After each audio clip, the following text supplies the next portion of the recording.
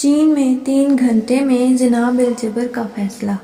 ایک دفعہ بیجنگ شہر کے ایک محلے میں ایک نوعمر لڑکی سے زنا بالجبر کا واقعہ پیش آیا اور مجرم روپوش ہو گیا۔ چیئرمین ماؤ تک خبر پہنچی۔ وہ خود متاثرہ لڑکی سے ملے اور اس سے پوچھا، جب تم سے زیادتی کی گئی تو کیا تم مدد کے لیے چلائی تھی؟ لڑکی نے اس بات میں سر ہلایا۔ چیئرمین ماؤ نے اس کے سر پر دست شفقت رکھا اور نرمی سے بولا، میری بچی، کیا تم اسی قوت کے ساتھ دوبارہ چلا سکتی ہو؟ لڑکی نے کہا، ہاں۔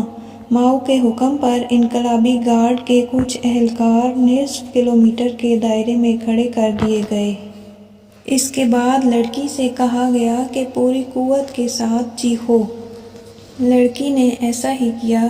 چیئرمین ماؤ نے تمام اہلکاروں کو بلایا اور ہر ایک سے پوچھا گیا کہ لڑکی کی چیخ سنائی دی یا نہیں۔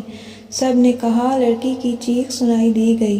چیئرمین ماؤ نے اگلا حکم صادر کیا کہ نصف مربع کلومیٹر کے اس علاقے کے تمام مردوں کو گرفتار کر لیا جائے اور 30 منٹ کے اندر اگر مجرم کی نشاندہی نہ ہو سکے تو تمام گرفتار مردوں کو گولی سے اڑا دیا جائے۔ حکم کی فوری تعمیل ہوئی اور دی گئی مہلت کو بھی بمشکل 10 منٹ گزرے تھے کہ مجرم کی نشاندہی ہو گئی اور اگلے 20 منٹ کے اندر اندر مجرم کو پکڑ کر چیئرمین ماؤ کے سامنے پیش کر دیا گیا۔ لڑکی نے شناخت کی اور موقع پر فیصلہ ہوا اور مجرم کا بھیجا اڑا دیا گیا۔ جرم سے سزا تک کا وہ دورانیہ محض 3 گھنٹوں پر مشتمل رہا۔ اسے کہتے ہیں فوری انصاف، جس کے بلبوتے پر آج چین کامیاب ملکوں کی فہرست میں سب سے نمایاں ہے۔